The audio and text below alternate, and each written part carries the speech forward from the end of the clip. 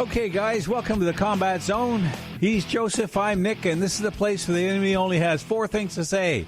Abandon ship, bail out, take cover, and we surrender.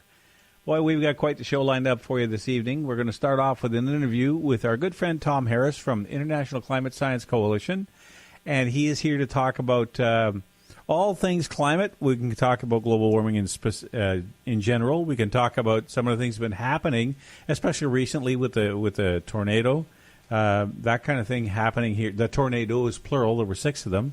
So I want to welcome Tom. It's nice to see you again. Yeah, it's good to be on, Nick. And that's not the only thing we can talk about. Green Energy Act and all kinds of stuff. Now, we can talk about Brett Kavanaugh, too. Oh, Brett Kavanaugh. We're going to talk about, what's his name? Goodale, Ralph Goodale, and some of the things he's been saying most recently. And our trip to San Francisco to rebut the climate conference. Oh, yes. That was quite exciting. Okay, but before we get started, we just want to make sure you understand, Tom, that this is a top secret location, so you are not allowed. You're not allowed to reveal the location of this bunker. That's right. Okay. So or we have to send out ninjas to get you. Just wanted to clear that up. That's right. All right, so what have you been up to? What's going on? Let's start with maybe let's talk about what's going on the provincial side with the idea of scrapping the Green Energy Act. We don't need to get into the specifics of the act. Here in Ontario. Yes, here in Ontario. Did I not say that? No. Oh. Provincial side, okay, yes. You have to remember, province. Nick, you have a global audience now. That's true. We're in Canada, and when I say provincial, I'm in Ontario. That's what I'm thinking of, but you're right. There you're is someone right. There is someone listening on a regular basis in Vladivostok. Vladivostok? Vladivostok, that's it. Well, that's our secret agent over there. We can't talk about that.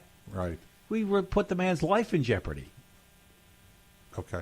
You don't want to do that. No. Because then we'd have to extract him. No. I've been reading too Yes. much Clancy. No. Yes. No. Okay. So Well, let's time to turn get Tom more loose. serious. Okay. Just before we get into just when Nick talks about tornadoes, so we had some tornadoes last week here in Ottawa, and missed our host by literally like 200. That meters. much. Yeah, that's the Get Smart thing, right? Yeah. I've been watching Get Smart, by the way, on YouTube, but we're not going to go into Get Smart now, right? So because if we go down that rabbit hole, we're going to spend the whole 2 hours talking about Get Smart, because I was a Get Smart fan, as you know. Anyway, no, seriously, missed our place by about 200 meters. So on our street, very little damage, except the power being out for 4 or 5 days, and in the street over, lots and lots of damage. So so we were actually quite fortunate and glad that we didn't suffer any kind of damage. So Bunker A is okay. Bunker A is, yes. Now, you see, that is not a safe thing to do, because now people are going to start to look at where the tornadoes hit, and they'll be able to narrow down the location, right? Studio A and Bunker. They need a third fix for triangulation. We've only given We them almost 2. had to run to the bunker when we realized it was a tornado. Yeah. Anyway. And Tom's sitting here, he's thinking, okay, He's waiting. what am I Am I going to get into this conversation or what? I think it's the problem is, you see, the last time you were on, Tom, we did it remotely, right? So you have no idea how silly we can get down here in the bunker. Yeah. Anyway, there you go. Well, it was only a matter of time, before somebody in politics would blame the tornado on global warming.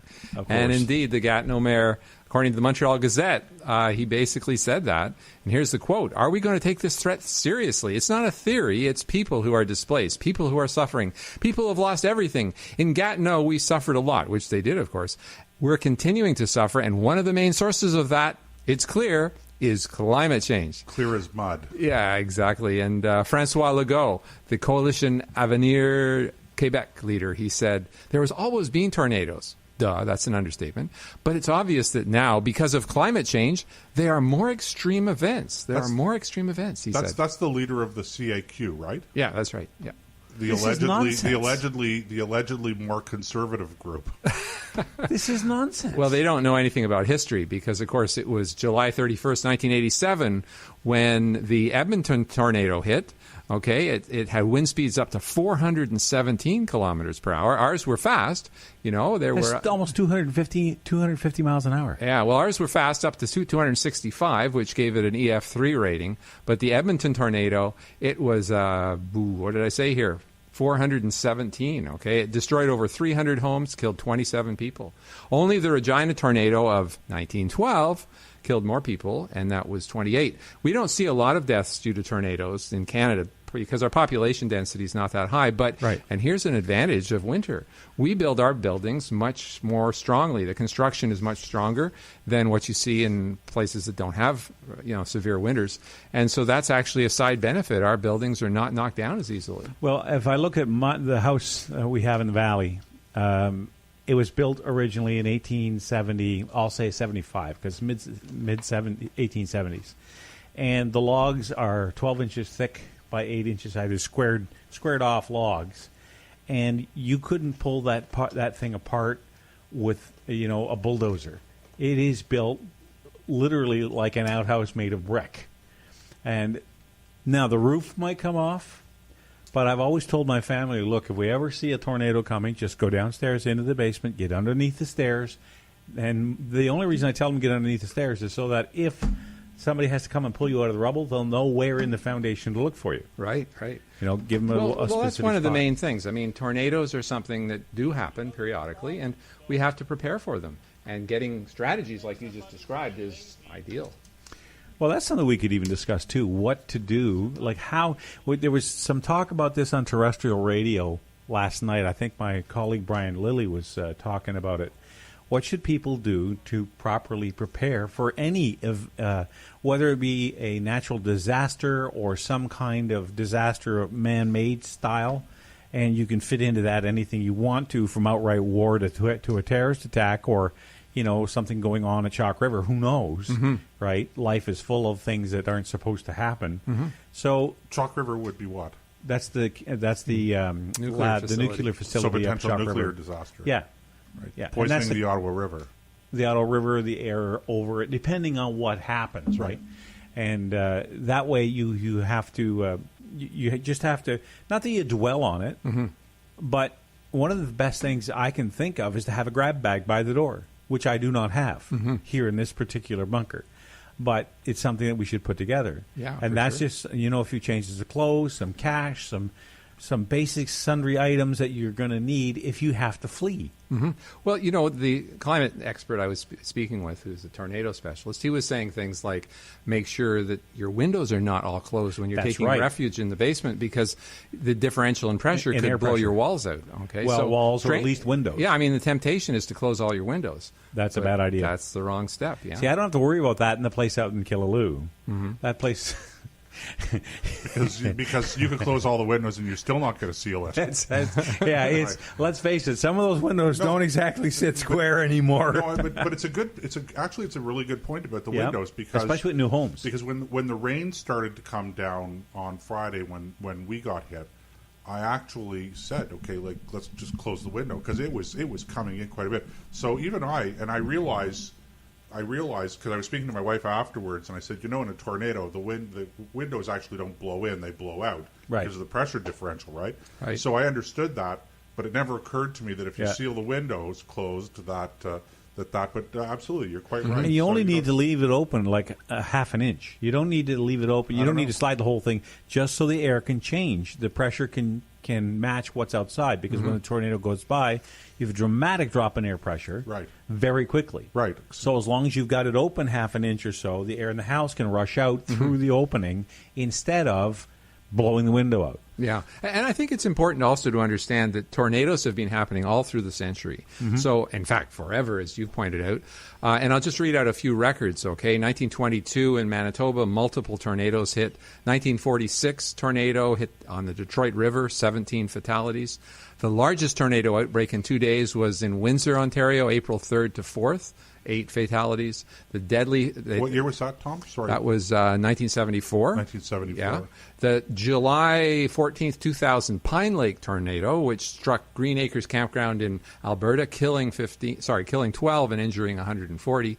And then EF tornado, EF5, that struck the town of Elie, Manitoba, with an estimated wind speed of 420 kilometers per hour in 2007. So the idea that these are new events because of warming, as the mayor of Gatineau was saying... It's just plain silly. Well, it doesn't make any sense, Yeah, it's just plain silly. Have you noticed that nobody really talks that much about global warming now? I think that there's been sufficient I don't want to say it's been totally debunked. If you're in the know, you know it's been debunked. But now people talk about climate change because it's harder to say, well, there's no such thing as climate change because we all know there's climate change, right? Yeah. So I mean, if there wasn't climate change, we'd still be stuck under 2 kilometers of ice right now. Or we'd be stuck in a jungle. For climate change. Yeah, no kidding. Or we'd be stuck in a jungle running away from dinosaurs. Yeah.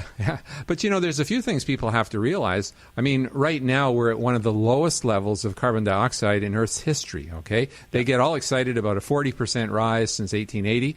What they don't tell you is that there were times when CO2 was 1,000% of today's levels. Right. And, they have good records that go back to, a little over 500 million years because basically the fossil record starts when they have fossilized seashells. I mean, if it's a soft body, they don't preserve very well.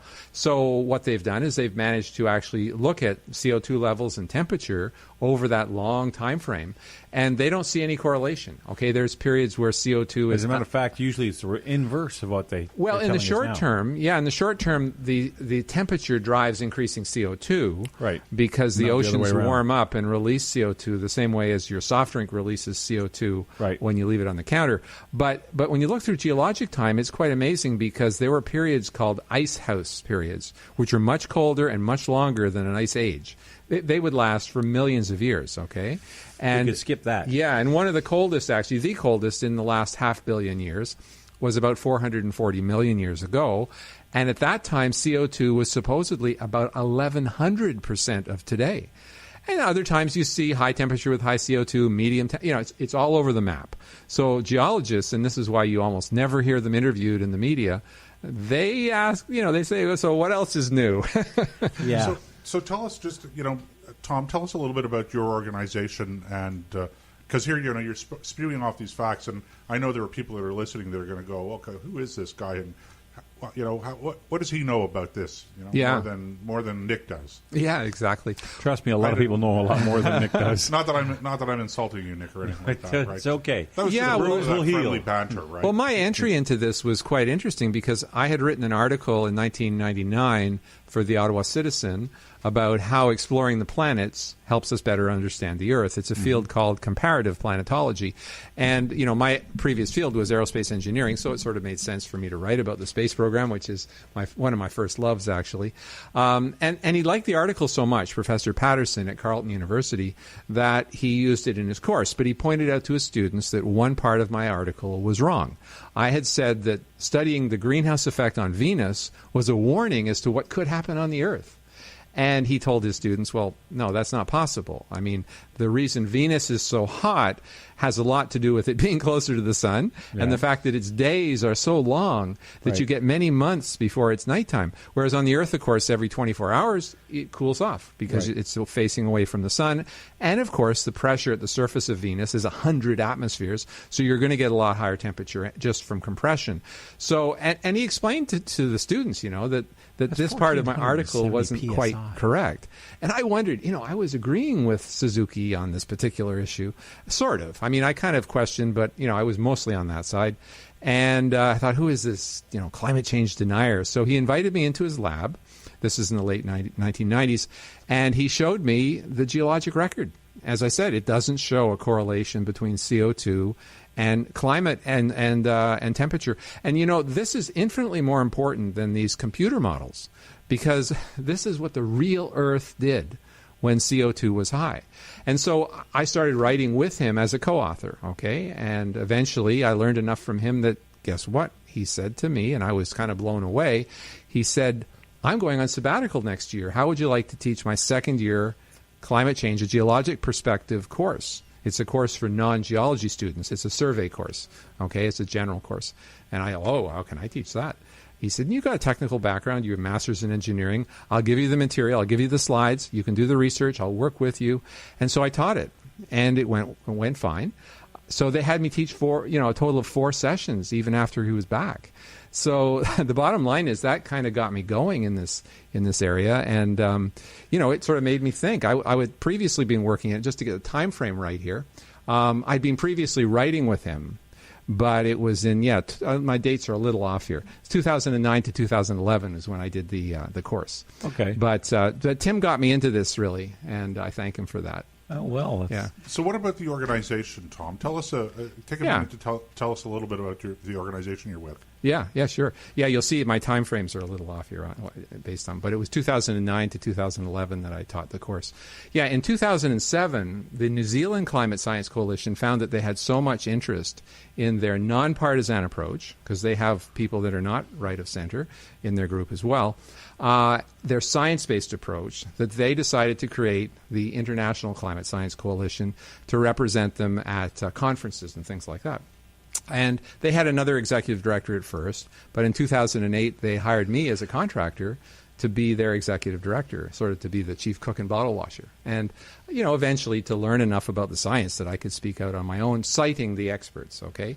So we have on our board, 25 experts, and I work with them often. I'm working right now with Madhav Kandekar, who's an extreme weather expert. And, we work together to produce op-eds and letters to the editor and things like that. So you were saying before that your audience, a lot for your audience, a lot of it comes from the United States because it's so hard to get published here in Canada. It's like the media has bought into this global warming thing, hook, line, and sinker, right. And come hell or high water, no matter the cost, no matter the consequences, they're going to stick with that line. And you butt up against that all the time. So I'm curious, do you think there's going to come a time where they simply can't refute it anymore? And as evidence, there's a reason. Now, this is American, but it shows why people are are developing a distrust for the scientific community. On the Weather Channel, just a classic. Like millions of others, I watched this clip of a reporter during Hurricane Francis, leaning into the wind and his coat billowing up behind him, and there was water, and he takes a step back and 2 steps forward and gets blown 3 steps back and 2 steps forward, and behind him are two guys walking casually by, looking over the shoulder. They're exaggerating, exaggerating. Yeah. I mean, it was hardly breezy out. Yeah. So they obviously had some kind of big stage fan and a garden hose. So, well, the big success of the global warming movement is that they've succeeded in getting it identified as a left-wing ideal. Okay, it doesn't make any sense. I mean, why should one point of view on science be left-wing or right-wing? And as a consequence, most media, which are left of center, will automatically support it as part of their laundry list of left-wing ideals. They may not understand it, but they automatically support it. And that was, an extremely favorable development for the movement because it gave them an incredible megaphone to amplify their message. I mean, ordinarily they wouldn't be able to afford this kind of publicity. I mean, there is still a lot of money going into the climate movement. We can talk about that because it'll blow your mind, the amount of money. But the equivalent amount of money must be tens of billions when you consider all the media networks that are giving them free coverage. But the left are actually sabotaging many of the causes that they say they hold dear when they support the climate scare. And, the obvious example is the 200% increase in Ontario's electricity prices since 2002. Okay? Who's that going to hurt? That's going to hurt the poor. Okay? So social justice warriors should do everything to try to oppose massive increases in electricity prices. And yet that's one of the obvious outcomes of the climate scare because you turn off your cheapest form of power. But then there's other things, too. What about biofuels? Turning food crops into fuel causes the price of various foods around the world to skyrocket. Corn is a classic example. Yeah, again, hurting the poor. And what about wind turbines? I'll tell you about Shelley Correa. Okay, she and her son, Joey, live in West Lincoln, Ontario. And they were assured that none of these 62-story wind turbines would go near her house because Joey had various medical issues that would be detrimentally affected. And, West Lincoln is like Mayberry. I mean, it's a beautiful place, quiet, or at least it was, and yet they still put a huge 62-story turbine. I believe it's only 500 meters from their house. Okay, now she's kept me up to date on this. She did everything she could to get it not to happen. She had doctors and others say you can't do that. It's not going to be good for your son, but they did it anyway. And let's hope that Premier Ford takes them down. Okay, it's not just enough to stop the growth in wind turbines, because there's thousands of these now. They have to start dismantling them, because they produce what's called infrasound, which is low frequency. Low frequency sound goes right through buildings, and even for healthy people, they're very unpleasant. And of course, they kill around the world millions of birds and bats. They also have a negative effect on livestock. Oh, is that right? They mess with fertility rates because the animals are agitated, and they mess with like if you have a dairy cattle don't produce as much because the sound, that deep vibration and the wom wom wom, that throws them off. Wow! So it's one of these things they rushed into blindly, the former government, and it's a socialist agenda. Very much left wing. They claim the one thing about the left that is true, I think, pretty much everywhere you find it, is the more they claim to care for something, the more damage they do to it. I mean, it's like I love you to death, and I'm pounding you into the ground while I'm doing it. Right? Now, I have a question about this low frequency humming or whatever. Is it something that people can actually hear? That they consciously, or is it just it's there but they can't really detect it? Like certain sounds. I think it's probably a combination. Like it probably crosses the spectrum from audio or audible into inaudible. Very low frequency sound to ultra low frequency. Yeah, like it's like if you think of a sonar set, when you're put your ears on and you're listening for that either the rumble of a power plant miles away. It sends out very low frequency sounds. You're not going to hear the very high sounds, but the water carries that sound a great distance. And I think land operates the same way. The vibrations, if you think of it, spreading out from like ripples on a pond from the center of the the wind turbine, that penetrates the ground and then spreads out just like ripples on a pond. Yeah. So some of that you'd be able to hear in the very low end, like a very low, softly playing bass thrumming in your ears. Yeah. But then even below that, you have that deep resonating vibration that causes the damage. Now, I was just in Germany for about a week last month, and I was really taken aback by how many of these wind turbine farms there are. Just driving across the country, and virtually every clear pasture area had I won't say hundreds but dozens. I mean they were virtually ubiquitous. How many of them were actually working? Well, that's a great question. There were I would say that there was a fair number of them that weren't turning, and the ones that were turning generally were turning very slowly. So it did occur to me, you wonder, boy, how much electricity do you actually generate from these things? And I'm not a person that's I don't get upset about development and things like that. But I will say this: Germany is a very pretty country. I was there first time about 25 or so years ago, and before reunification, driving through West Germany, and it's a very pretty country, and these things were a real blight. And I was surprised. Because I don't usually think that way. I don't go, okay, oh, it's terrible. How could they possibly build, houses on that lovely scenic hill, right? Yeah. I mean, I understand there's development, but I it really, from a purely aesthetic point of view, it really turned me off. Yeah, and you have to realize that when the wind's not blowing or the sun isn't shining, they don't get energy from these alternative energy sources, so they need backup. They either need natural gas or coal or some other backup that has to come online quickly. And the generating capacity of the backup has to be full capacity. Right. In case you don't get anything from these other sources. Yeah. And the question then becomes, do you actually reduce greenhouse gases and pollution at all? Because think how inefficient a power station is when it has to be ramped up and down and up and down. It's like driving your car down a highway 1 mile an hour, 20 miles an hour, 80 miles an hour, 10 miles an hour. You're going to get terrible gas efficiency. So similarly, in many cases, the replacement, it's not really replacement, it's just the other ones have to go on idle while the wind is turning the blades. You can end up with lots of pollution anyways. And how do you think China makes the turbines they export? Well, this is where I was going to go. They use coal. That's all. That's all true. But then you have the environmental impact of building these things in the first place. The hub itself, where the generator is.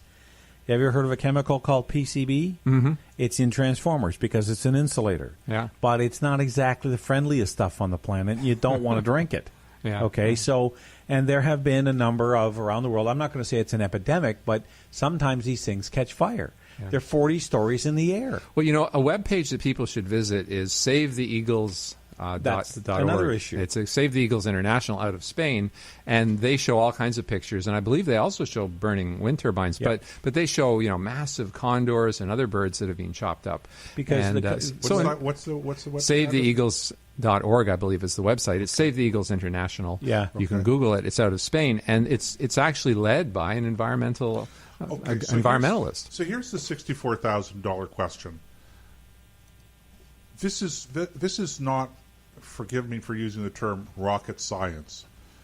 So why is it that policymakers and politicians are so deeply ideologically entrenched in this? Now, I know, Tom, you pointed out that there seems to be this wedding between the left and this, the green climate energy ideology, for want of a better term. Right. But surely to goodness, people don't, when they get elected or they get into government and they have positions where they're actually having influence over policy, they don't leave their common sense and intelligence at the door. No, why is it so hard to break through the ideology or the ideological fences here? Well, it's because the people that run the party basically tell the MPs what to say, okay? And if you get MPs who actually understand it, they're basically told not to say what they understand, because the party whips and the other communications people and they're driving the agenda behind the scenes.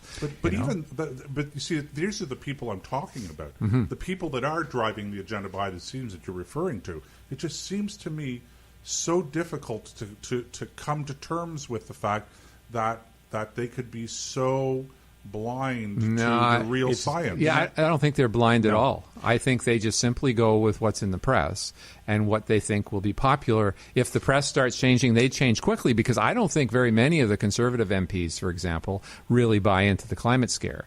But they I know they don't. Yeah, I know, and I've spoken. But they are afraid to say anything. But I think because they'll be labeled deniers, and the media will attack them. Is an attitude: I'm their leader. Which way did they go? Yeah, and there's the finger in the wind. Yeah. Now there are some who absolutely believe it to their core. Look at Climate Barbie. Yeah, and I use that term on purpose because I think she deserves it. Well, I met with her. In fairness, she's not a conservative MP. No, she's not. Okay, she's still a Climate Barbie. And I'm not trying to be partisan here, by the way, but I just no. But she's the Minister for Environment and Climate Change. Climate change. Yeah. I'm sorry, we don't need a climate change minister. Well, every time I hear the term climate change minister, it sounds like they're promoting climate change. Yeah. So, but I met with her, and I should tell you what happened. It was at a town hall meeting. And this will go over well. Yeah, it was interesting. And I met with her in the hall afterwards, and I had all kinds of handouts for her. And I had the Non-Governmental International Panel on Climate Change, a big, thick volume of 1,000 pages. Yeah. And I also gave her a summary, because I didn't expect her to read this big thing. And she was completely floored. She had no idea there was this kind of opposition, that scientists disagreed. And I thought I was getting through to her. But it was interesting that her main comment when she took all the material was that it was heavy. And I don't think she really paid much attention. And I think the bottom line is, while she was very nice and we had a nice conversation, within days she was saying the same thing again. Yeah. And so I think she's simply given talking points by her writers, and I don't think she understands it at all. No, but I do believe, just because you don't understand something doesn't mean you don't believe it. Yeah. And what you did was you tried to shatter her worldview. Mm-hmm. So she's got two choices. Either I admit that Tom is right and I lose my job, which is where I'm going with this, or I keep my job with all its perks, and it's, what's a minister make, $130,000 or $140,000? Let's say it's $150,000 just for time's sake. Tom, can we hold you over? We have to take a bit of a break. Can we hold you over to the second segment for a little while anyway? Yeah, for another 15. Great. We're just going to go for a quick break here, guys. Yeah, sure.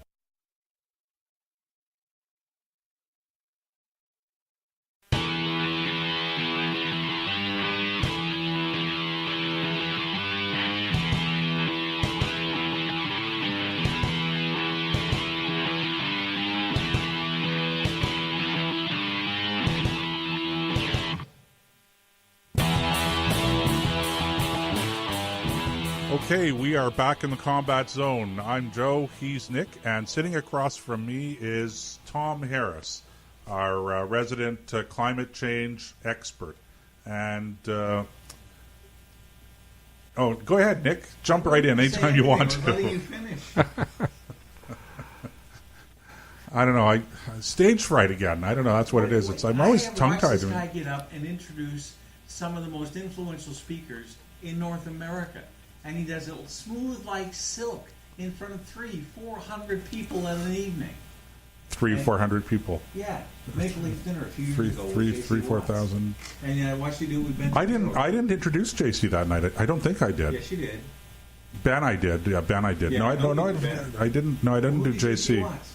I think it was a colleague of mine, David Creighton, introduced him. I think. I don't recall. That was a great dinner, by the way. Oh, yeah. I still have tapes of that. But Mark Stein, were you at the Mark Stein dinner? I'm mad. Mark, he just brought the house down. Oh, he's so good. Yeah, good. I heard him at the Heartland conference, too. Yeah. He was amazing. Yeah, I'll have to break it. I have a video of that particular evening, too. He was really on his game that night. He normally is. Anyway. So back to work. Back to work, yes. Underground power lines. Hey. So talk to us about underground power lines. It's funny because my wife was with the power outage, with the tornadoes, etc. And so on Saturday night, we got in the car and we were driving. As it happens, we were going to spend some time with our kids and grandchildren in Toronto, so it worked out quite well. But on the way, she was saying, you know, if they just buried these things, probably they wouldn't be blown over. And so she said, loggers really sad. You know, and I'm going, okay, there's a lot. Well, I don't know about loggers, but there's a lot of common sense in that. And the question, of course, is why don't we do it? Well, that's right. In fact, I'll show you both. I'll send this image to you, and then you can maybe put it on your site. That's kind of speaks for itself, doesn't it? Exactly. It's on Ottawa Hydro's website during the restoration. They give you restoration outlook or update, and they show somebody repairing these dangling wires high above the ground. And you have to say, well, does that make a lot of sense, you know? Right, and I think they were giving a pole count, too, at one point in time. Okay, 80 poles down or something like that. Yeah, that's right. I have to replace 80 poles. But think about it. Above ground electrical wires, they're highly vulnerable and yet super important. They have extreme weather events impacts, damages by trees falling them, by wildlife, you know, squirrels chewing through wires. And here's an interesting quote from USA Today. You know, this was following the February 2014 ice storm that knocked out power for days to hundreds of thousands of people in the southern U.S., okay? This is what the USA Today editorial said. It said, people served by buried lines have dramatically fewer outages, according to two studies by the Edison Electric Institute. Okay? Well, that is kind of obvious. Now, it doesn't mean that you're not going to have power outages, because if you get a major power station hit by a tornado and you don't have good backup, another station or whatever, if you're not distributed, which is a problem. You should have more than one for the whole region in this area. But yeah, a lot of the outages were caused by things like trees, you know, falling. So you can reduce your outages. So if you have buried cable, and it's also a lot less ugly. But regardless, here's a March 29th, 2011 report to the Ottawa Planning Committee and Council, okay? Nancy Sheffers, she was at least then, I don't know if she still is, but she was then the deputy city manager. Here's what was stated in the report. The burial of existing overhead electrical systems is very expensive, with the cost typically being $2 to $5 million per kilometer, or 4 to 10 times more than rebuilding an overhead system, okay? And she said this at the end. I'm not sure if it's a quote from her or from the report, but it said, given the high costs associated with undergrounding, the ongoing challenge to, the ongoing challenge to meet current infrastructure renewal needs and other priority needs, and in the absence of any new city funding source, it is recommended that the city should only consider the burial of overhead wires when the full cost is being paid for by the requested party. So that, you know, basically they're saying they can't afford it, okay? But as a nation, can we not afford to keep our capital city a lot safer than what we just witnessed? And we have the money, okay? Because think about it. According to the Parliamentary Budget Officer's report earlier this year, the federal carbon tax, and carbon is the wrong word, but, it's really carbon dioxide, it's forecast to suck $10 billion out of the Canadian economy in 2022 alone. Okay, so 1 year, $10 billion. Now, you take the higher estimate for cable costs underground, take the $5 million per kilometer. You do a bit of arithmetic, and what you find out is that that would pay, 1 year of the carbon tax would pay for 2,000 kilometers of underground buried cable. Okay? So Canadians are justified to ask whether it's better to protect our capital city better from extreme weather events, whether that's more valuable, or is this carbon tax more valuable? Because what does the carbon tax do? Okay? According to the EPA's computer models, and they are certainly not climate change deniers, the estimate is that Canada's carbon tax would have between, it says here, the impact of our carbon tax, estimated to be between 1/1000th and 2/1000th of a degree Celsius less global warming by 2100 than would otherwise occur. Okay, so there's a number that I had not heard before. Yeah. So what's the source for that, Tom? That's Pat Michaels from the Cato Institute in Washington, D.C. I sent him Canada's targets, and I said, and what would this do to temperature? Right. Okay, and we got this article published in the Toronto Sun, actually, and the Ottawa Sun and a few other Suns, in which I quoted Pat Michaels, Dr. Michaels, where he said carbon's, as I said, 1 to 2/1000ths of a degree. And yet 1 year alone, it's sucking $10 billion out of the economy, which would pay, as I say, for 2,000 kilometers of underground cables. Well, it's interesting. Just let me, on this subject, if we could just stay on this one for just a couple of minutes more. It's not like you're doing this as a standalone project, because a lot of the utilities are already buried. Oh yeah, new developments especially. It's funny because, again, just the week before the tornado struck, which was last week, they were doing construction in the back of our place. We live in a condo, and it opens up, as you know, Nick, it opens up onto a hydro right of way. Right. So we have some major transmission lines passing behind our place, and again, when they're doing the construction, they come around and they're marking, telephone wires underground, gas underground, all of the utilities underground. And of course, we know our water is underground. We know the sewage is transported underground. So it's not like we're not doing it already with all of the other utilities. Well, what if they why did this? not include hydro? It puzzles me somewhat. Yeah, well, in new developments, they do that a lot. Well, it's the old ones that have to be put underground. Okay, but here's the thing. As telephone poles wear out, they have about a 30 or 40-year lifespan, depending on the kind of wood they're made from. At least that's what I've been told, because a lot of the people out in the valley make a living selling hydro poles to Ontario Hydro. Oh, wow. Okay. Yeah. They have white pine farms all over the place, or plantations, and it takes about 20 to 30 years to get a tree ready to go to market, and they cut it down, clean it off, cut the top off, and that's those poles you see going down the highway in the back of tractor trailers. 2 weeks ago, they were a standing tree, and that's been that way ever since we started to learn how to string copper wire. But as the poles wear out, rather than we could do this without even imposing a carbon tax, at least in my estimation. Like this subdivision has no hydro poles in it that we're in now. Mm-hmm. The one they're building at next door, I doubt will have hydro poles. Mm-hmm. It'll all be underground, which I agree with you, it makes perfect sense. But as these poles wear out, why bother putting up a new one?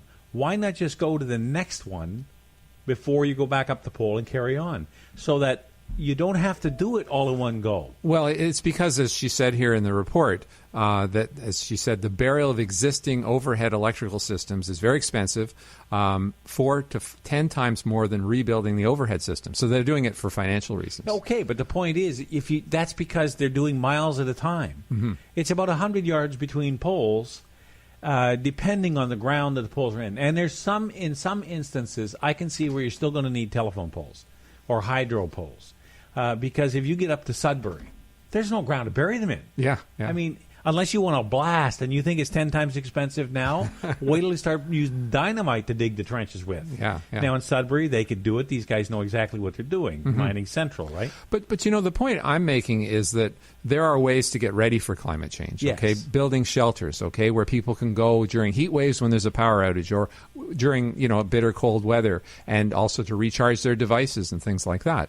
So I mean, we can build shelters. We can build a more robust infrastructure with underground cables. We can have backup power stations, or split our power stations so they're not all focused in one place. There are a lot of things we can do to actually adapt and prepare for these things. But the trouble is the focus is so strong on trying to magically stop them from happening, which is just like it's a fairy tale. It's ridiculous. It's like trying to stop the tide from coming in. Yeah. Instead of building a dike. Okay, let's talk about San Francisco. Yeah, that's a really good question. We were down there because what was happening in San Francisco, September 12th to 14th, was the Global Climate Action Summit. Okay, Governor Brown, Al Gore. That man is loopy. Both of them. The president of the Fiji. I mean, lots and lots of top people were there. Very few scientists, but even entertainers, and the singers were there. And at least you had a good time when you were down there. I don't know about a good time, but well, maybe you did have a good time. Well, with all that entertainment. I mean, just to give you an idea, here's what Governor Brown said in promoting the conference. It's up to you, it's up to me, and tens of millions of other people to get it together, to roll back the forces of carbonization and join together to combat the existential threat of climate change. This guy is out of his mind. Yeah, well, I mean, he's not talking about carbon, okay? Carbon is a solid substance. Yeah, he's done with gas. He's talking about carbon dioxide, which is the exact opposite of pollution, okay? It's plant food. Yeah, and so people should look at a report called Biological Impacts. It's put out by the non-governmental International Panel on Climate Change, and the website is very easy. It's climatechangereconsidered.org. and climatechangereconsidered.org. And that's put out, one of the organizers is the Heartland Institute near Chicago. And basically they show that as they cite all kinds of studies which show the benefits of carbon dioxide, okay? Carbon dioxide is plant food, okay? Mm-hmm. and I heard that before. That's right. The bottom line is people should go to another website, too, called co2science.org. That's Dr. Craig Idso. And they look at the actual impact on plants of purposely increasing CO2 levels, like in a greenhouse. And, of course, that's why they pump a greenhouse full of carbon dioxide. Exactly why. Not full of it, but a lot higher. And it's because not only do the plants grow much bigger, and he shows, here's at 400, here's at 800, here's at 1,200 parts per million, but the plants need less water. So as CO2 rises in our Earth's atmosphere, we're going to find that parts of the world that currently cannot support plants will be able to support plants. Okay, so the CO2 benefits to the ecosystem and to mankind through crop yield are huge. Okay, so the bottom line is if it's not causing dangerous climate change and it's not pollution, then we should be very pleased that it's rising because we're at one of the lowest levels, as I said before, of CO2 in Earth's history. Okay, so we should be, the bottom line is we should not only not care about CO2 rise, we should be encouraging it. Okay, so Tom, look, pardon my ignorance, everybody, but this is a question that I'm very puzzled by. Take a minute or two and walk us through how it is that we reach the point where CO2, specifically carbon dioxide, became the culprit. Like, what was the catalyzing argument? How did that come about? Well, the original theory dates from the 1800s, okay? And, everything else being equal, many scientists say that CO2 rise would cause temperature rise. But the thing is, it's a diminishing rise as CO2 rises, okay? It's kind of like the first coat of black paint on your window blocks 90% of the light. Later coats block less and less light. And we're at a level now at 410 parts per million where increasing CO2 causes very little change. Okay, very little change. But what they talk about is they say, yes, but the amount of change it does cause will cause the oceans to be warmer, there'll be more evaporation, and, water vapor is a greenhouse gas which will amplify it, etc. But what they don't tell you, and I'll get to your real question in a second, is that more water vapor results in more clouds too, which cool the planet. Okay, so which is stronger, the cooling from clouds or the warming from increased water vapor being a greenhouse gas? Of course, nobody can answer that question. Well, not for sure, but it appears that the clouds are the cooling agent, which is the greater the clouds one. went out. But, there are all sorts of theories as to why did this catch on, okay? I think a lot of it has to do with a guilt complex of the West. The main product of our massive fossil fuel consumption, okay, or a measurable product, is carbon dioxide, okay? There's no question that with fossil fuels, you release carbon dioxide, and 80% of the world's energy comes from fossil Coal fuels. and- Coal, oil, and natural gas. So what you basically find is that if you want to control the world, one of the best ways to control the world is to control the world's energy. A few years ago, Russia and the Ukraine were having arguments, and so Russia turned off the gas. And from my recollection, it was the middle of the winter, and it wasn't long before Ukraine came along. And one of the ways to control energy then is to control its byproduct, which is CO2. Okay, so people who want to control the world want world government, okay, want to see the West pulled down. One of the natural things to do then is to try to restrict our energy use. And 80% of it's fossil fuels. And the way to control that, since it's very hard to get rid of CO2 from the effluents of fossil fuels, okay, it's relatively easy to get rid of real pollution, sulfur dioxide, nitric oxide, particulates, things like that. But taking CO2 out of the air, piping it to long distances, compressing it and putting it underground, which is one of the projects. Things. Yeah, that is difficult. And it also makes it so that coal essentially becomes uneconomic. But that, I think, is the objective, is that many of the environmentalists believe in world government. Many of them believe that they don't like capitalism. And in fact, the coal industry is a great example of highly successful capitalism in the United States. Because the United States is the Saudi Arabia of coal. Yeah. And it's one of the reasons why their electricity rates are so much more competitive than Europe.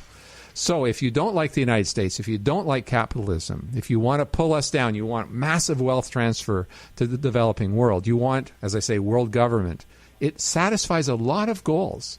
And so you have many, many parties, some of whom actually believe that we're causing dangerous climate change. I guess they just don't look at the data because, of course, a 1 degree change since 1880 is hardly a significant problem. But I think also many of them have ulterior motives that are fed by the climate scare.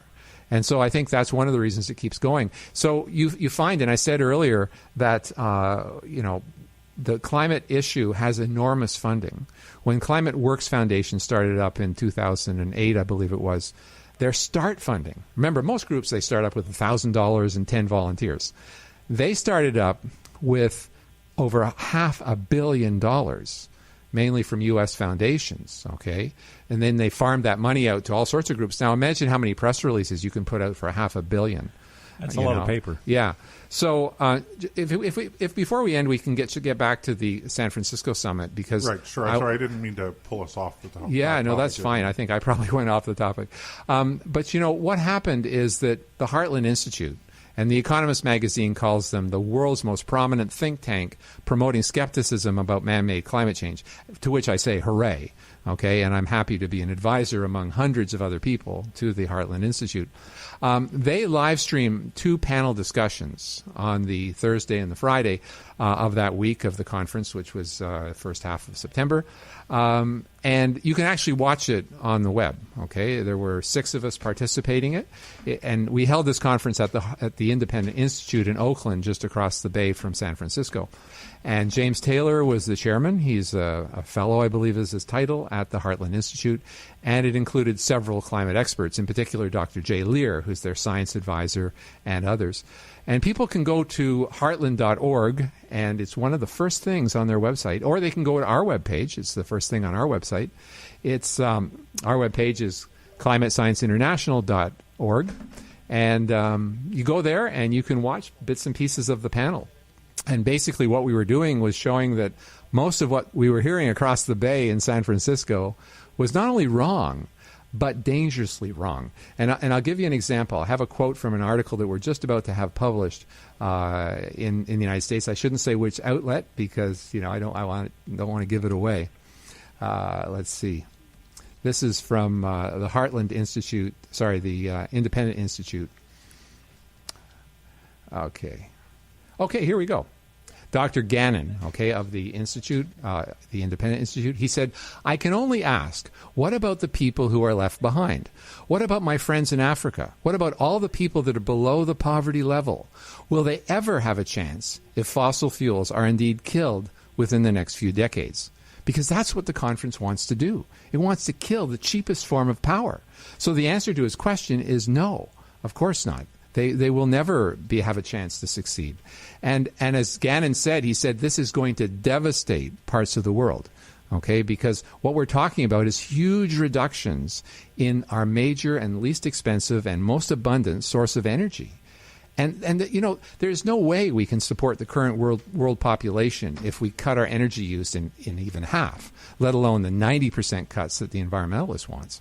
I mean, we would be going back to the 1800s. Oh, yeah, no question. You'd be riding horse and buggy. And so what are the impacts of fossil fuels? In 200 years, we've seen lifespan more than double, okay? We've seen real incomes go up by more than 11-fold. We've seen population go up by something like 6-fold. Okay? These are huge benefits from fossil fuels. Now, it doesn't mean you don't control pollution and conserve energy. You should do those things, of course. They're sensible. But the idea that we're going to stop climate change by destroying our infrastructure, by essentially killing millions of people, by robbing them of the energy they need to survive, this is really criminal. You know, and this is where the left are way, way off base, even based on their own ideology. They supposedly stand up for the poor. But this would hurt the poor more than anyone. I mean, the rich can still afford electricity if it's 1,000% higher, but the poor won't, and they will die.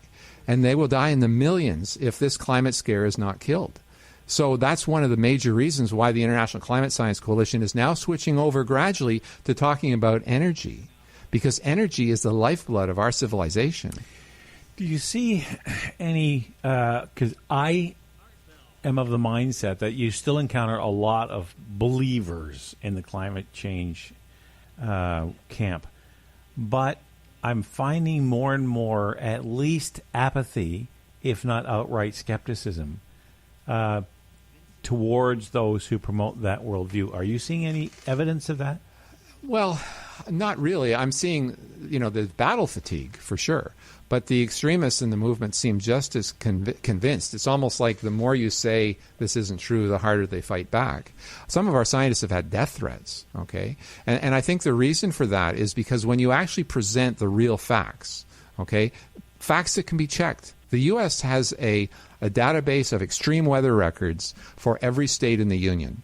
It's on the National Oceanic and Atmospheric Administration website, and it's probably the very best of its kind in the world. And I'll send you a link. And what they record is maximum temperature for a state, minimum temperature, biggest rainfall, most snow. Alabama set one record this year. In fact, it was the only extreme record set in 2018.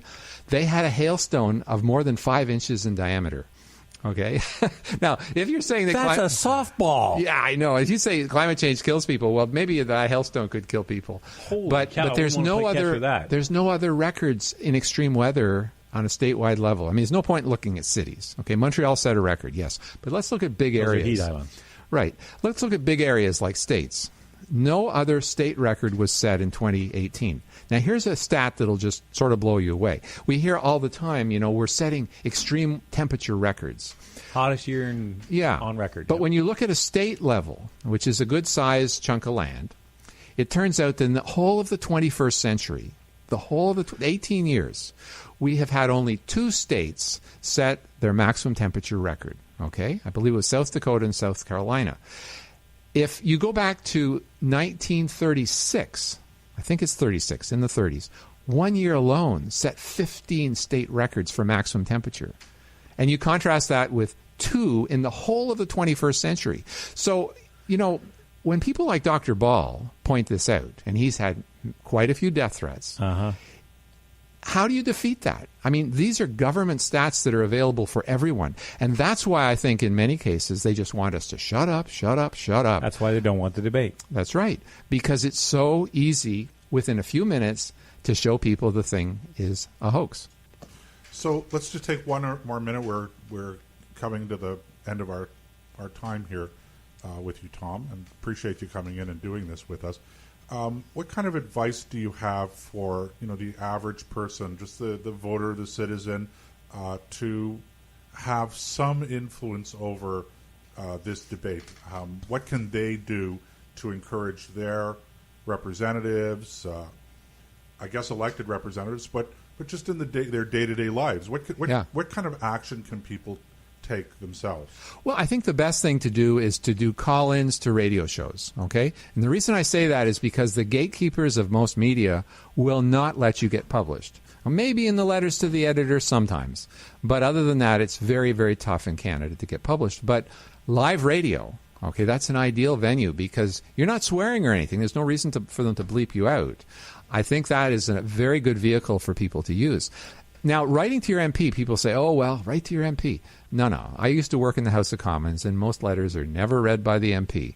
However, if there's media attached to that letter saying, I phoned into CFRA, and here's my audio clip, and I told them I would be asking you, Mr. or Mrs. MP, what you thought about this, and that I would report it back on CFRA or Nick's show here, Nick and Joseph's show, that's a totally different thing. It goes right to the top of the stack because they know that if they don't give a good answer, or if they do give a good answer, it's going to be publicized. So that's the key, is it has to be publicized. Writing to your MP and just sitting back and waiting for the no answer is a waste of time. The only time writing to your MP makes sense is if you can get 500 or 600 other people to write handwritten letters and you bury them in a blizzard of mail. Well, even then you have to publicize it. Okay. Oh, yeah, but you have to start the campaign. In other words, say, okay, everybody, let's write Climate Barbie. Yeah. Okay, and just use her as an example. And if they start dragging in literal sacks of mail, they can't ignore that. Yeah. But that's very old school. I think your idea is far better. Yeah. Well, then you actually follow up on it, too, because they may not believe you. So then you call in and say, I wrote to my MP so-and-so. And they never answered. Or they said this ridiculous thing about tornadoes increasing, and I can see that's not true. Then you send them the audio. Tom, it's been really great having you in the studio today, and I hope we get to do this again soon. And who knows, maybe we could talk you into doing your own podcast or even your own call-in show. Yeah. Anyway, thanks for dropping by, and we're going to take a quick break, and we'll be back after this. Okay, thank you.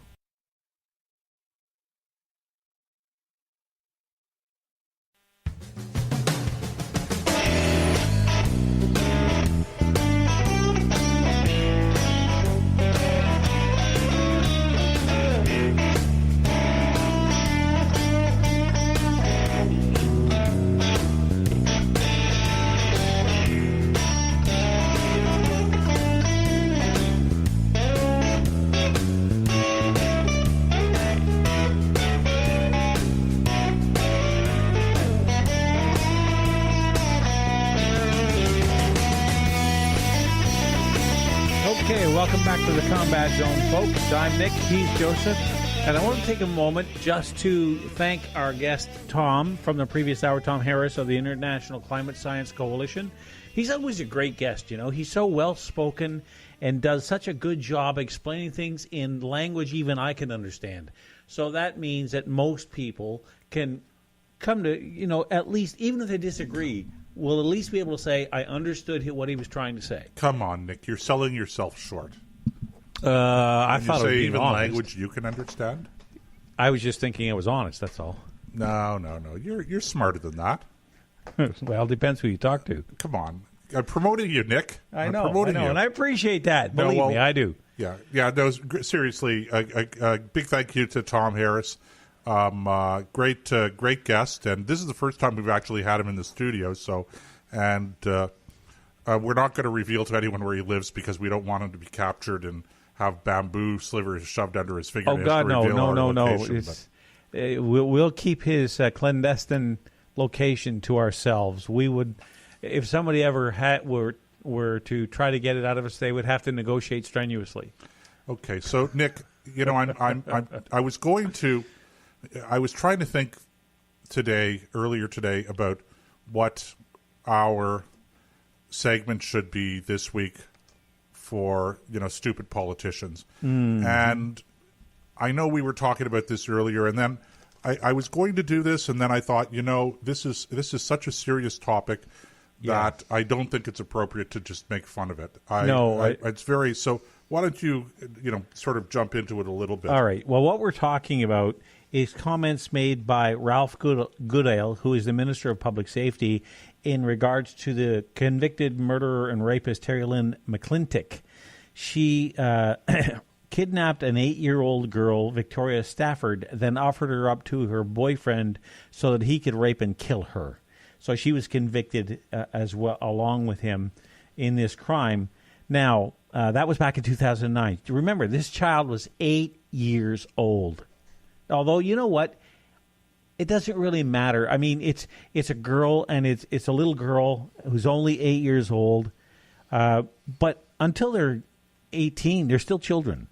And this is such a heinous crime. This is why I agree with you. There's no making fun of this. There's no making light of this. This isn't somebody, with the arrogance of telling a cop he's not pulling over because he's driving a Prius kind of. Which is a real story, by the way. It is, and I have that on my list here. We'll see if we can have time to get into that later on. But qualifies for, if the guy was a politician, that would be the stupid politician. Right. This is heinous and disgusting on its face. Because according to Ralph Goodale, he says Terry Lynn must rectify her bad practices. She was sent to a healing lodge called the Okimwa Ochi Healing Lodge in Maple Creek, Saskatchewan. And people are rightly outraged about this. This is a woman convicted in the death, the rape and murder of an 8-year-old girl. She should be put into a very small shoebox with one pencil hole for air and occasionally a syringe full of mush passed through for food for the next week. That's how much sympathy I have for this woman. Because when you take the life of an innocent child, boy or girl, doesn't matter. You are one of the most animalistic human beings on the face of the planet, and you deserve nothing more than the very basic necessities of life, and you certainly don't. You surrendered your you have forfeit your right to freedom through this most heinous act. If we had the death penalty, that would be a person that would be on death row if I was the judge. So I sound like I'm a little upset about it. You're darn right I am. Yeah. Okay, so let me just intervene here to point out to people that if you want to call in and give us your opinion, toll free anywhere in North America, 844-415-2115. Or you can, if you're listening live on our player, you can leave us a comment in our chat room. Just click on the comment bubble. Chat bubble, yep. The chat bubble. And if you haven't registered, just do so. It's free of charge, and we don't use your name and data for anything else. It's really just to protect you and to protect us from, I don't know, whatever the data nerds think we should be protected from. I'm sorry, I shouldn't really be making this is a very serious topic. It is. And, quite apart from what Minister Goodale, how he refers to this particular, I don't know, sentence that that she's this what is it, McClintock. McClintock is now serving. Quite apart from that is the whole question about healing lodges and the movement away from our prisons as places of paying a penalty, of being punished for crimes, to this notion that somehow if you're a criminal, it's because something bad has happened to you and you need to heal and be rehabilitated.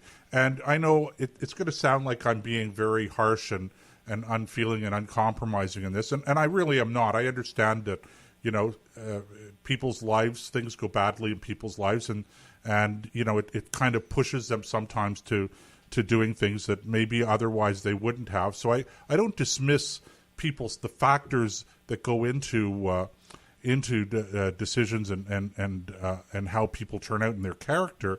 I don't entirely dismiss it, but at some point in time, people have to be simply responsible for their bad decisions, for their wrong decisions, and for the pain and suffering that they cause people. And it just bothers me so much when I hear that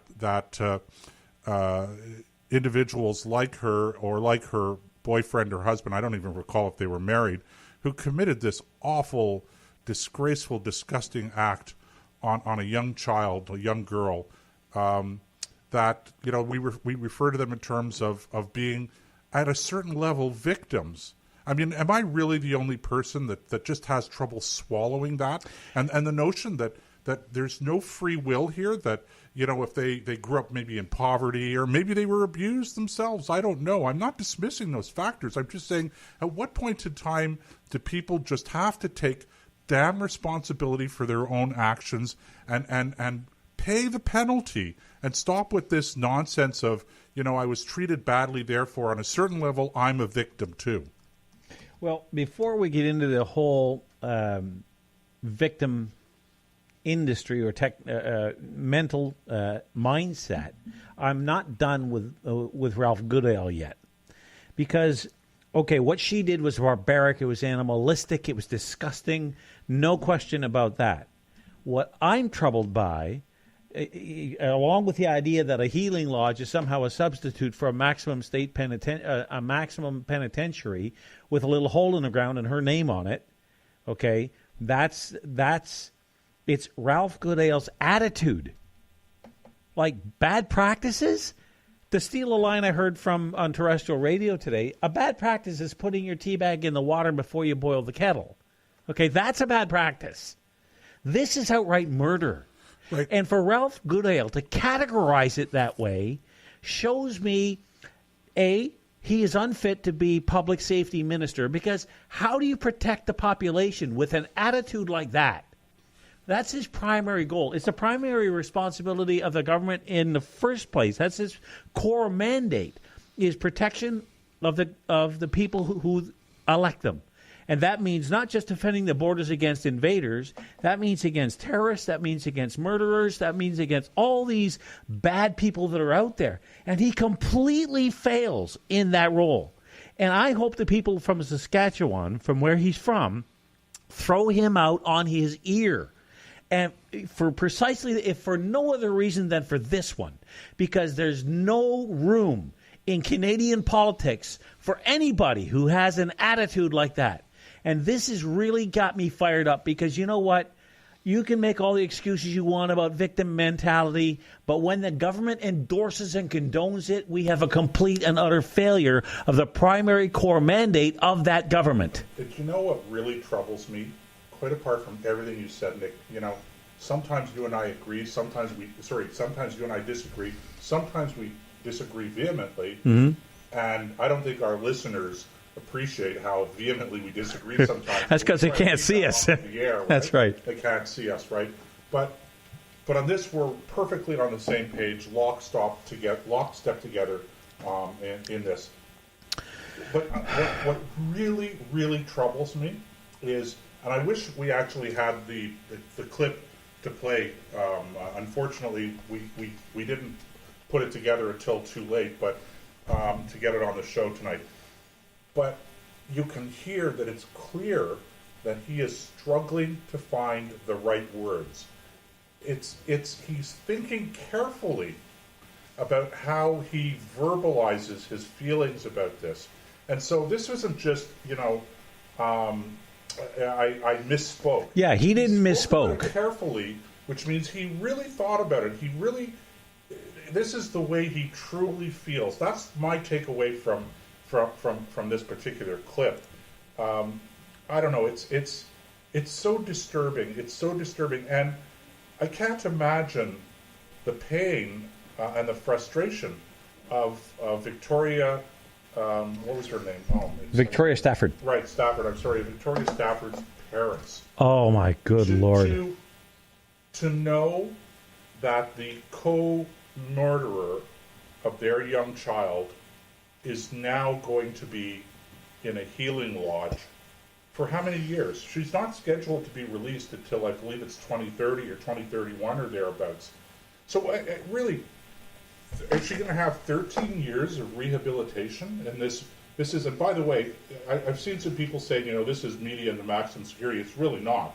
It's low security to medium security, or whatever the terminology that they use at Corrections Canada. So it's in Southern California, and it's all about, native aboriginal healing, spirituality, and I don't even know, quite frankly, whether or not that's appropriate, irrespective of whether it's aboriginal or not. I just cannot wrap my mind around the notion that people can perpetrate these kind of heinous crimes, and that we treat them as if they're victims. Well, you know something?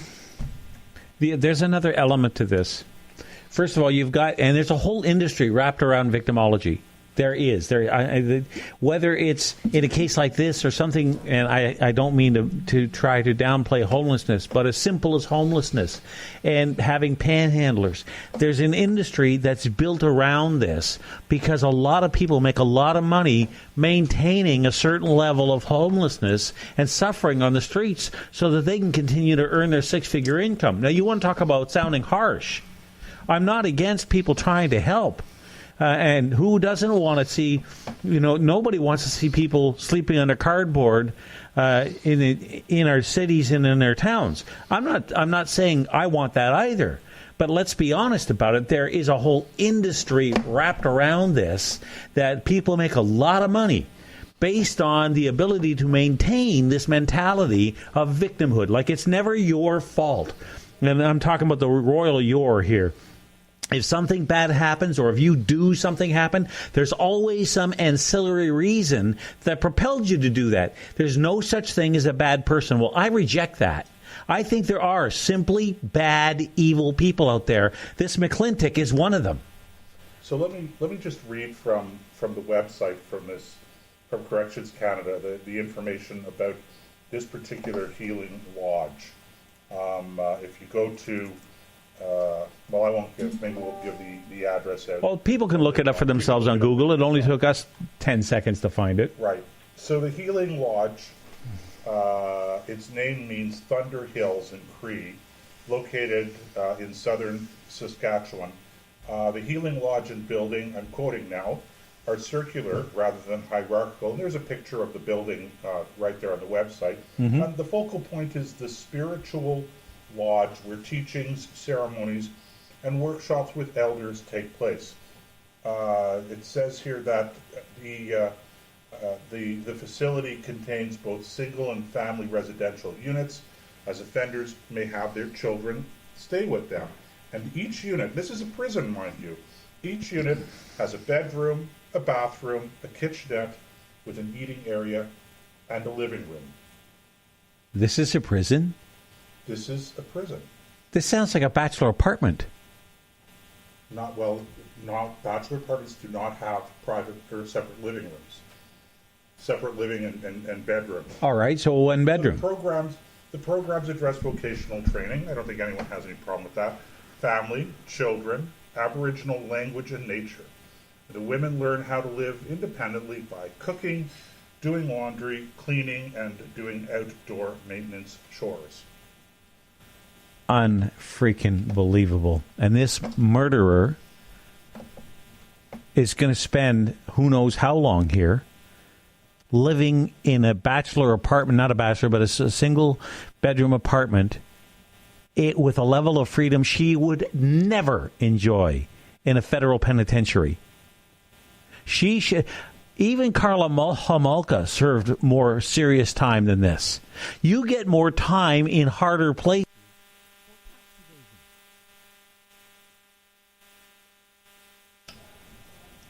This is the part that drives me out of my mind. Yeah, I think your mic is off there, Nick. No, up is on. No, I think up is. Up is not on. Up is definitely on. Up is on or up is... Up is on. So this whole time, my mic's been off. I don't know. Oh man, I can't believe this. All right, well... Now I'm confused because my mic is... up is on. Yes. Okay, got it. Okay. Let's continue. Yeah. That was me. I was doing... on my rant there, I turned my mic off, so it sounded like I was yelling from across the room. I don't know if it was picked up very well. Okay, well... Anyway, I'm so boiling about this that I was not paying close enough attention to the technical aspects of this, so I apologize to our listeners. I hope you heard me anyway. But I didn't. If you didn't hear me, I just want to make sure you'd understand I wasn't using bad language or anything. But this really burns me up. And you know what? I'm going to tell you, my wife is a writer, and as you know, Nick, and she was a regular columnist for a number of years, wrote regular columns. She wasn't a columnist, quote unquote. She wasn't on staff with the Ottawa Citizen, but she wrote columns regularly with them. And one of the columns that she wrote that was very controversial at the time was, and it had to do with people who commit murder and these kinds of crimes. Mm-hmm. And the title of the article was, "Some People Deserve to Die."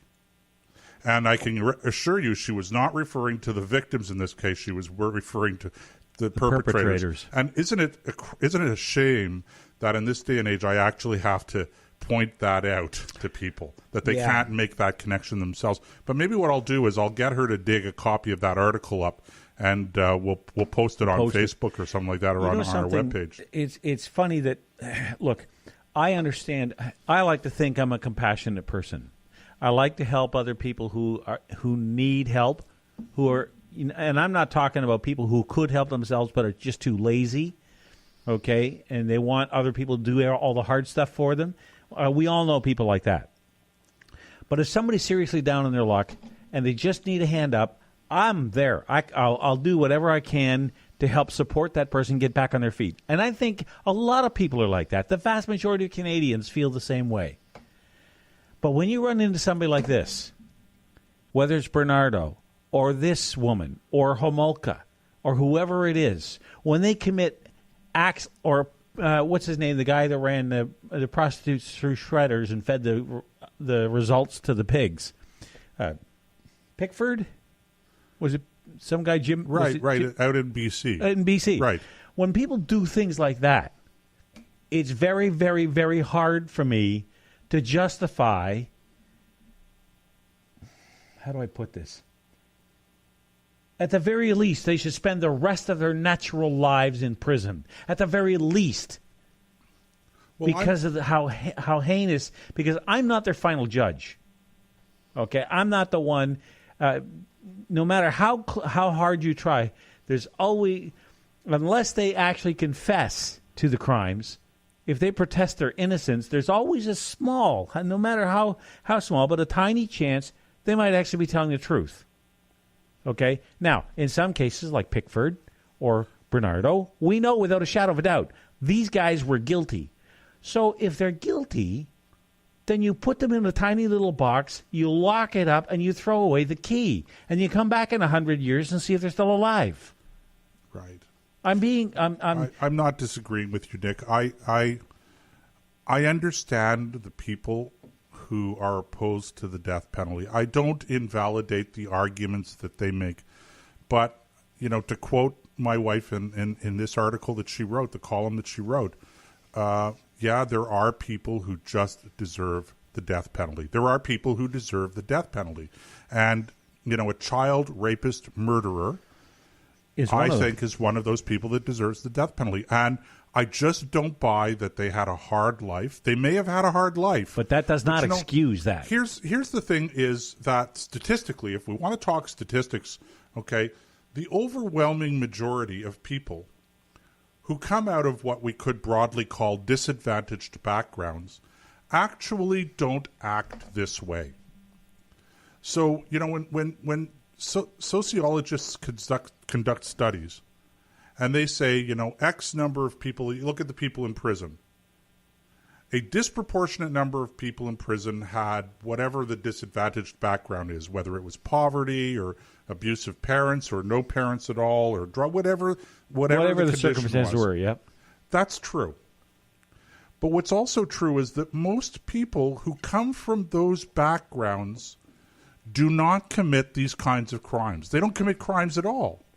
So the question is, what is the variable? What is the thing that causes people to commit crimes? And the answer is their free will. They do it because they choose to do it.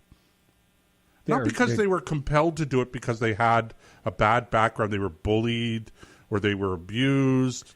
or, you know, their mom and dad didn't hug them and tell them they love them enough. I mean, whatever it is, I'm making light of it a little bit, but it really is something to make fun of a little bit. It's enough is enough is enough.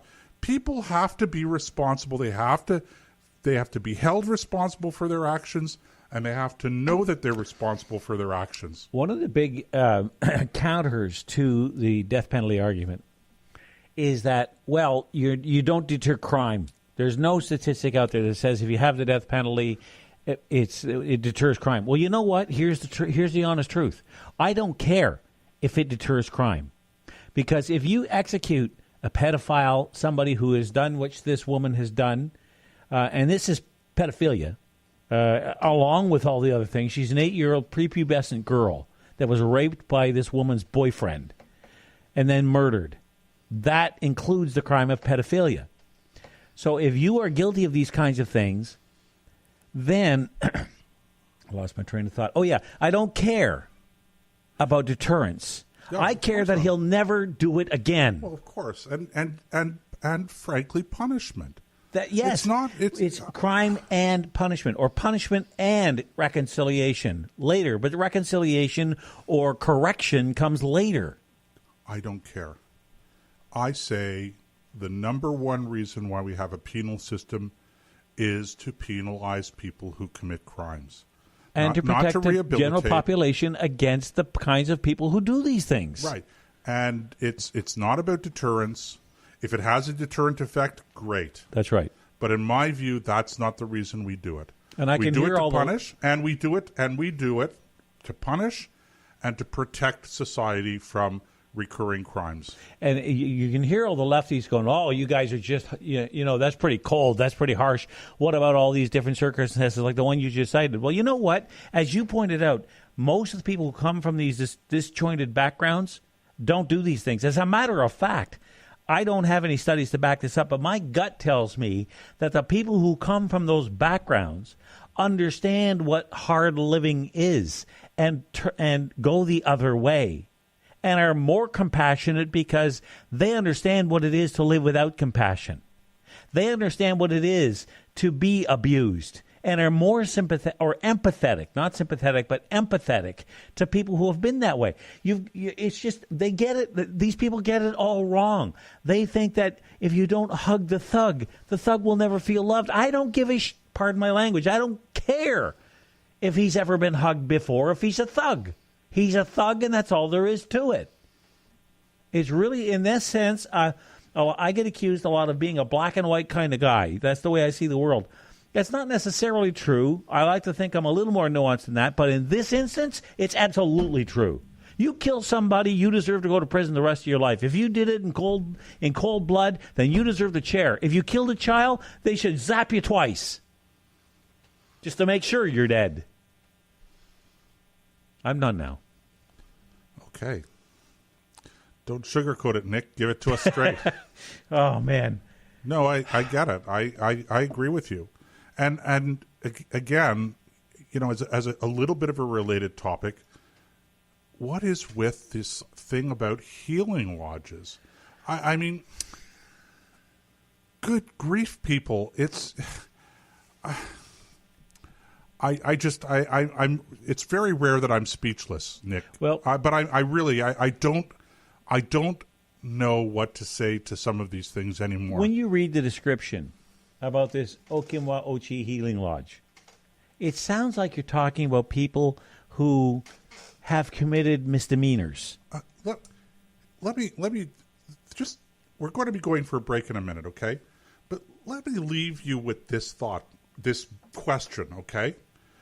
Does anybody really believe that in the Cree community 300 years ago or 400 years ago, that when somebody took a child of 8 or 9 years old and raped them and murdered them, that person was then brought into some kumbaya environment in the tribe, and that they were hugged and they were introduced to special spiritual whatever things are going on. And I don't mean to sound like I'm making light of it, okay? People believe what they believe. I get it, okay? I'm a religious person myself, so even if I don't agree with other people's religious views, I understand that they have them. So I'm not trying to make light or make fun if it sounds like I'm doing that. That's not what I'm saying. What I'm saying is that there is no way that the tribe, that the elders, that the community, that this Aboriginal community 300, 350, 400, 500 years ago, before the white man allegedly corrupted the society, okay, there is no way that they let these people off. And my guess is that the punishment that they suffered was far, far, far worse than a simple injection, a lethal injection, or whatever they would go through with a death penalty here in Canada. Well, they didn't have the means to execute people the way we do now, and I don't think they'd used them anyway, even if they did have them. Oh, my goodness gracious. I don't know. Now we're going to get the hate mail coming in, Nick. I'm telling you. Bring it on. Bring it on. Okay, what are we doing? We're going to take a break. The bottom of the hour. We'll be back in a few minutes. You stay right there. We'll be right back. I'm going to have to take my... what was it Lowell Green did? His calm pill or whatever? No, he used to bang his head against a brick wall. I don't know. I used to duck my head in a bucket of water trying to steam.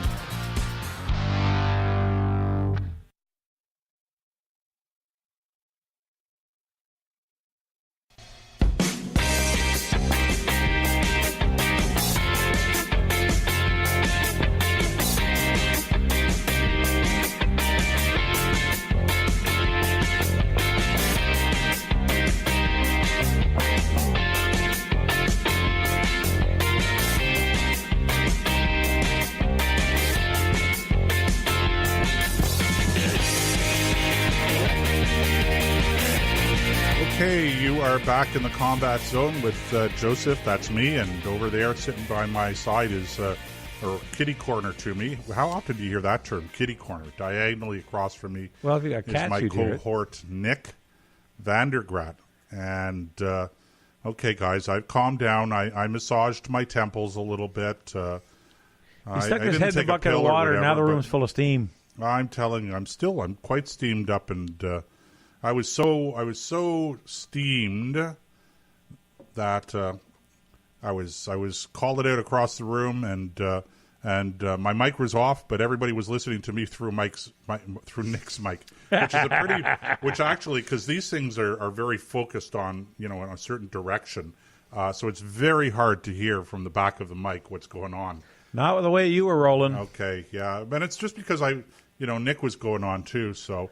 I'm just very steamed about this whole thing, and I'm so tired, Nick, of this notion of nobody's responsible for anything anymore, and we have to pity the perpetrators, and it's just it's so upsetting to me. I can't begin to express how deeply, how strongly I feel about this whole thing, and the notion that this woman who was involved in murdering this young innocent child is somehow become some kind of a victim that needs to be coddled and what have you. When you look at the Okinawa Healing Lodge website, it's almost like it's designed for people who have committed misdemeanors. Maybe they've had one too many traffic tickets. Maybe there's a couple low-level crimes like break and entry. Far more simple property crimes, things like that. These kind of crimes that this woman is guilty of are at the top of the list of the most heinous crimes you can commit. And you are quite right. I don't think there's any doubt in my mind that, look, I don't believe in the noble savage theology, okay, where before Columbus everything was pristine and Norman Rockwell in its nature between natives and planet Earth. I think they were human beings, and they had faults and failings like everybody else, and Correct. They had disagreements and wars, and they did terrible things too. Look what the Iroquois did to the Huron. They wiped them out. It was genocide. Now, I'm not trying to say that every native today is some kind of murdering maniac. Of course That's not. They're human beings, just like everybody else, with all the warts and wrinkles that go with it. Right. So when somebody did do something horrific, they had a very swift and a very brutal justice system. Well, I would assume that they did. This is really an interesting topic because the question that comes to my mind is, when did Aboriginal culture become hijacked by the left? Okay, so I just don't. I mean, I hate to put it in those terms because, maybe it's not fair to look at it as a left-wing, right-wing thing. But I just, when did it become a rule that if you're Aboriginal, if you're talking about Aboriginal culture, that automatically means that, you embrace and you adopt what, for a better way of putting it, could be characterized as left-wing ideology and left-wing practices. I don't believe for a second, I do not believe for a second that the way that this McClintock is being treated now, is being rehabilitated, is being coddled and treated for, whatever she's gone through in her life, for the bad decisions that she's made. What was it that the minister said? Oh, she has to rectify her bad practices. Her bad practices. The bad practices of luring and participating in the rape and murder of a 9-year-old, okay? Those kinds of bad practices. She has to work the kinks out of her life, I guess, okay? Her decision-making process. But there's something else here. But I don't believe for a second that is genuine, accurately Aboriginal culture. I don't believe it for a second. I think it's become called that now, but I think that if she had done this, or her husband or mate had done this 200 or 300 years ago, before, as I said earlier, the white man allegedly corrupted native culture, right? I think that they would have been put to death in the most horrific, suffering, painful way imaginable. And they had a pretty vivid imagination. Yeah, now, I don't believe that. But there's even more to this than that. First of all, let's assume that you're right, okay? And there's no evidence that I know of to the contrary. When you take the deaths of the 7 Canadian martyrs during the extermination of the Hurons as an example. They did some pretty horrific things to those men. They did some pretty horrific things to the Huron nation. Okay, wiped them out, every man, woman, and child, without pity. Okay, so there's no reason to believe if somebody did this to one of their own, they would all of a sudden be endowed with this pity for this person. So where is this? Okay, I'll let you finish. Let me finish. Yeah. More importantly, or at least as importantly, McClintock isn't native. So even if healing lodges were a part of it, why does she have access to it if today is so important to hold up native culture? She's not part of that culture. Well, the thing is, I don't know that. I don't know. I really don't know what her background is. Maybe she's a child of or grandchild. Maybe she has some. Maybe she's like Elizabeth Warren. Okay, she has like 3% Navajo blood in her. I don't know. And don't start sending us letters and stuff like that, calling us racist guys. Okay, really, these are important topics, and I don't think maybe we're being a little edgy here. Maybe we're we're for sure making some people uncomfortable with this. But I think that these are legitimate questions. So I don't know. You may very well be right. How does one qualify for these kinds of programs? Does anyone in prison have access to them that they could say, I want to be today I'm going to convert to Aboriginal religion, whatever that is, okay? As if there was one Aboriginal religion, and I want to go to this low, medium security prison so that I can rectify my bad practices. It's the same kind of mindset that says that the son of a veteran should have the PTSD that he suffered while he murdered a off-duty policewoman with his bare hands should be paid for by the Ministry of Veterans Affairs. I'm sorry, he wasn't a veteran. He was the son of a veteran, and his PTSD. And he wasn't even a junior, a minor. He was a 30-year-old man. Right, and his PTSD, his alleged PTSD.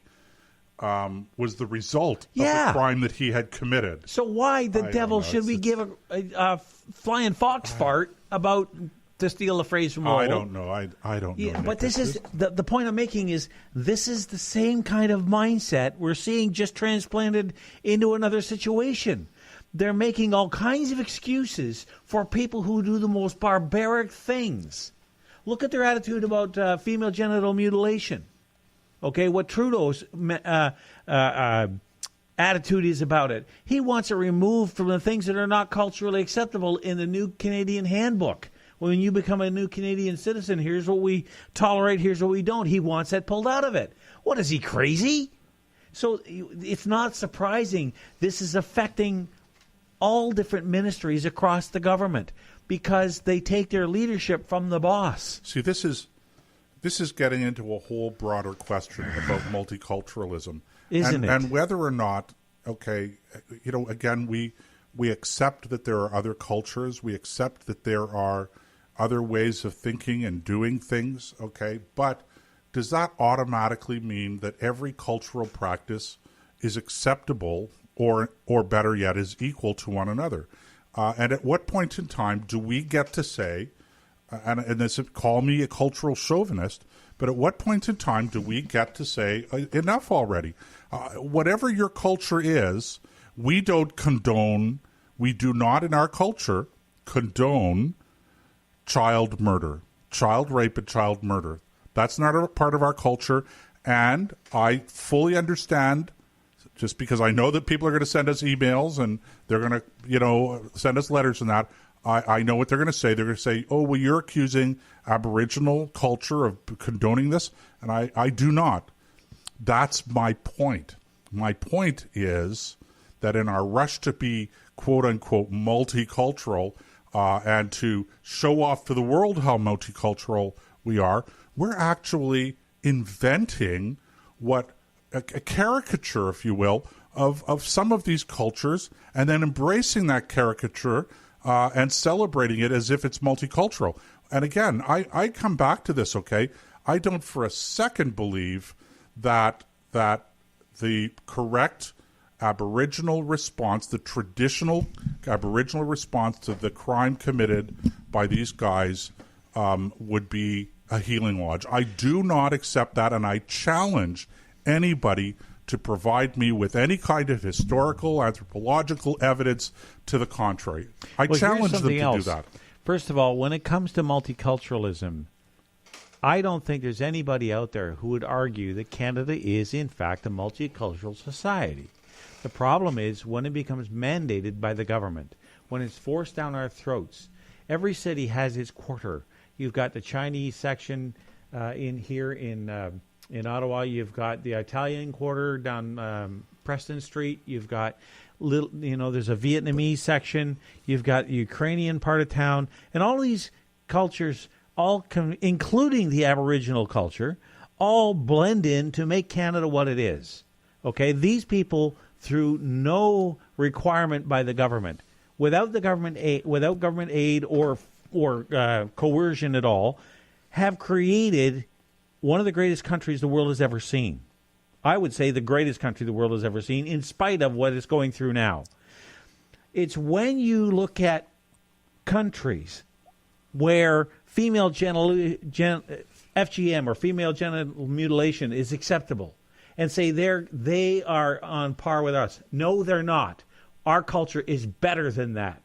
When we have cultures out there that enslave women and treat them as if their testimony in court, for example, is worth 1/4 of that of a man, that's not as good as ours. Ours is better. We are better than most cultures across this planet. And it's about time that our government recognized that and demanded that new citizens rise to our level instead of trying to bring the rest of the country down to theirs. And that, my friend, is what really boils my blood. Oh, man, you're going to get us in trouble now, Nick. Bring it on is all I can say. Bring it on. Bring it on. Yeah. No, look, you're not wrong. I might phrase it a little bit differently, but look, here's the thing. If it's true that Aboriginal culture calls for a healing lodge for child murderers in order to help them recognize and rectify their bad, what was the word he used again? practices, a.k.a. child rape and murder. If that is acceptable culture, if that's genuine, if we do that because we respect Aboriginal culture, and again, I'm going to say this over and over and over again, I do not believe that is genuine Aboriginal culture. I think it's a caricature created by the left and embraced by Aboriginal leaders today who by and large don't know their own culture, I strongly suspect. Okay? But having said that, if that is indeed the case, and that's why we embrace this and celebrate it and respect it, then why not, if you're a Muslim and you're guilty of stealing, why not cut your hand off because that happens to be Sharia law? That's a very good question. At some point in time, you have to have, and this is a very practical thing. It's not even a culturally chauvinistic thing, although I'm the first person to say I am a cultural chauvinist. There, I've said it. I'm not going to take it back. I am a cultural chauvinist, okay? But setting that aside, there's the very practical question of how you maintain any kind of social cohesion without some sense of equality before the law. I'll say that again, equality before the law. That is an essential part of our political and cultural heritage in the West. And untold tens and hundreds of thousands and perhaps millions of people have died, have sacrificed their lives over centuries in order to defend that principle and to entrench it firmly in our culture and our legal system. And now, in the name of multiculturalism, which I don't believe is even close to accurate, it's like an ersatz multiculturalism, we throw those principles out, and now all of a sudden everything is arbitrary. We're going to celebrate this culture, but this culture we're not going to celebrate. Here we're going to say this is bad. Over here we're going to think it's bad, but we're not going to say it because we don't want to offend anybody. How do you have a cohesive society this way? You know, say what you will about Maxime Bernier, who was talking about this. Okay? I think he's right. He's asking an important question, and I think it's an important debate to have. It's not about immigration. It's about ideas that are coming into this country from other cultural ideas, okay? And not just from the Middle East and not just from wherever, okay? But even right here, within our own society, you just don't know anymore what's legal, what's illegal, what's correct, what's not correct. What are the penalties going to be? Well, let me throw some fuel on the fire in that vein. Like we need that. Yeah, well, this bonfire is just getting started. I wish we had another 3 hours. All right, here's a story from Graham Hughes out of the Canadian Press. It's printed in the Globe and Mail. Canada will create a new ambassador position dedicated to women, peace, and security, Foreign Affairs Minister Chrystia Freeland said on Saturday. Freeland made the announcement at a meeting of female foreign affairs ministers in Montreal that she co-hosted with Fredericia Mogherini. I butchered that name, and my apologies, I didn't mean to. The High Representative from the European Union. What we're doing messing around with a failed situation with the European Union is besides the point, I guess. Freeland did not offer many details, but said the new ambassador would help champion feminist-based aid programs, advocate for more female participation in peacekeeping and conflict resolution. International and domestic civil society committed to feminism has been telling us that Canada needs to be even more ambitious, and one way to do that is to have a high-level champion for these issues, she said during her closing remarks. Right, but not religious freedom. She didn't mention anything about... No, but the point is we had an ambassador for religious freedom. Yeah, which they removed. Right, they right. canned That was what's his name's one of his last positions before he left government. Baird, John Baird. No. John was foreign minister. I thought he was Minister of Religious Freedom. No, Minister of Foreign Affairs. Yeah, I know he was that too. No, Andrew Bennett was the ambassador for. All right. Right. Anyway, they closed that office down in a real big hurry. But the point with this is this falls right into that same line of thinking. Let's go back over what was said. She said, short on details, but the new ambassador would help champion feminist-based aid programs. Well, wait a minute. Feminism is a cancer. It is a way of looking at the world that pits men against women. It's not something that brings us together. It's something that drives us apart. But you see, you're defining it. Okay, you have a clear idea, or a relatively clear idea of what feminism is. But I don't. I have no idea what it is. And I don't think these guys understand what it is either. They cannot clearly define what that means.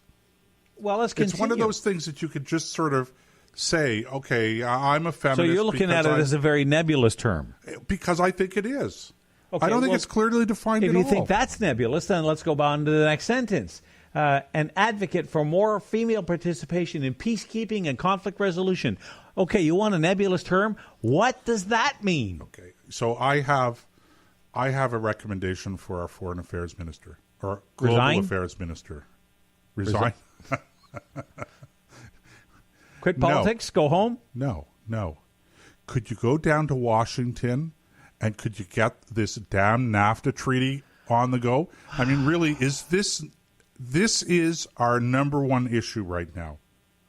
Okay, not promoting feminism internationally. I don't care about feminism. I don't think Canadians care about feminism internationally. Don't you know that NAFTA has to include gender-based solutions? Well, clearly it must. Well, that's what Trudeau has already said. And maybe that's the holdup. Maybe that's the holdup. We don't know that they're sitting around having this discussion. Maybe our government team hasn't got a freaking clue what they're doing. What is female participation in conflict resolution and peacekeeping even mean? Well, that's my point. That you want to talk about a nebulous term. Are we talking about turning 50% of the soldiers on peacekeeping missions, making them women? Like, in other words, having a split. If you have a company of soldiers, 50% of them have to be female? Because I could tell you, Nick, and I know you know that I'm telling you the truth here, okay? Female peacekeepers, okay, may sound like a good idea here. Right. That's not going to work in Rwanda. No, it isn't. It's not going to work in Mali. I'm sorry, guys.